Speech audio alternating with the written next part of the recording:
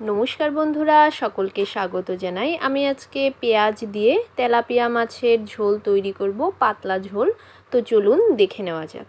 প্রথমে এখানে আমি 5 টুকরো তেলাপিয়া মাছ নিয়েছি। মাছটা একটু বড় ছিল। মাছটাকে ভালো করে ধুয়ে নিয়েছি। এবার লবণ আর হলুদ মেখে নেব। মাছের মধ্যে লবণ আর হলুদ ভালো করে এভাবে মেখে নিচ্ছি। কড়াইতে দিয়ে দিয়েছি তেল। তেল গরম হয়ে যাওয়ার পর এবার মাছগুলোকে ভেজে নেব। সবগুলো মাছকেই আমি একবারে ভেজে নিচ্ছি। সবগুলো মাছ এভাবে দিয়ে একটু ভালো করে ভেজে নেব। এক পিঠ হয়ে যাওয়ার পর উল্টে দিচ্ছি। অপর পিঠও একইভাবে এভাবে ভেজে নেব। মাছগুলো ভাজা হয়ে গিয়েছে। এবার মাছগুলোকে তুলে একটি প্লেটের মধ্যে রেখে দেব। সেই মাছ ভাজা তেলের মধ্যেই 3টি পেঁয়াজ এমন কুচি করে কেটে নিয়েছি। পেঁয়াজ কুচিগুলোকে দিয়ে দিলাম। পেঁয়াজগুলোকে দিয়ে এবার ভেজে নেব।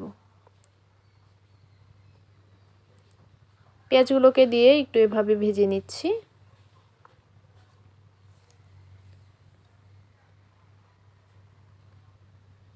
পেঁয়াজ ভাজা হয়ে গিয়েছে। এবার মশলাগুলোকে দিয়ে দেব। দিয়ে দিচ্ছি 1 চামচ পরিমাণ জিরের গুঁড়ো, হাফ চামচ পরিমাণ হলুদ গুঁড়ো আর হাফ চামচ পরিমাণ লঙ্কার গুঁড়ো। ঝালটা আপনারা যেমন খাবেন সেই হিসেবে ব্যবহার করবেন। এবার সামান্য একটু জল দিয়ে মশলাটাকে ভালো করে একটু ভেজে নেব। দুটো টমেটো 4 টুকরো করে এভাবে কেটে নিয়েছি। টমেটো টুকরো দিয়ে দিলাম আর দিয়ে দিচ্ছি 4টে চিড়ে রাখা কাঁচা লঙ্কা। সবগুলোকে এবার একটু আবারও ভালো করে ভেজে নিচ্ছি মশলার সঙ্গে।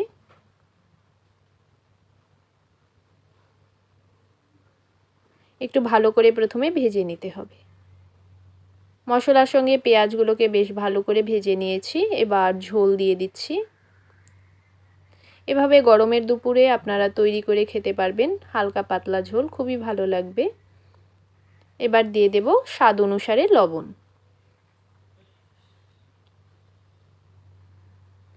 লবণ দিয়ে নেওয়ার পর একটু ভালো করে মিশিয়ে দেব।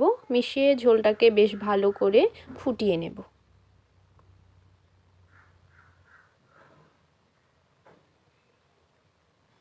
ঝোল বেশ ভালোভাবে ফুটে গেছে। এবার ভেজে রাখা মাছগুলোকে দিয়ে দিচ্ছি। সবগুলো মাছকেই এভাবে দিয়ে দিচ্ছি। হালকা পাতলা ঝোল একবার তৈরি করে নিয়ে গরমের দুপুরে খেয়ে দেখবেন কেমন হয়। সবগুলো মাছ দিয়ে দিয়েছি। এবার ঝোলের সঙ্গে একটু ভালো করে মিশিয়ে দিচ্ছি। মাছগুলো দিয়ে নেওয়ার পরও আরও কিছুক্ষণ ঝোলটাকে জাল করে নেব। মাছগুলো দিয়ে নেওয়ার পর কিছুক্ষণ জাল করে নেওয়ার পর এবার দিয়ে দিচ্ছি গরম মশলা। গরম মশলাটাকে মিশিয়ে দিচ্ছি। রেডি হয়ে গেল তেলাপিয়া মাছের পাতলা ঝোল পেঁয়াজ দিয়ে। এবার নামিয়ে সার্ভ করে নেব। একবার এভাবে তৈরি করে খেয়ে দেখবেন। এবার আমি সার্ভ করে নিচ্ছি। যদি আমার রেসিপিটিকে ভালো লেগে থাকে তবে একটি লাইক করবেন আর তৈরি করে খেয়ে কমেন্টে জানাবেন কেমন হলো। আর আমার চ্যানেলে নতুন বন্ধু হয়ে থাকলে তবে প্লিজ চ্যানেলটিকে সাবস্ক্রাইব করে রাখবেন। তবে আজকের মতো এখানেই শেষ করছি। ধন্যবাদ।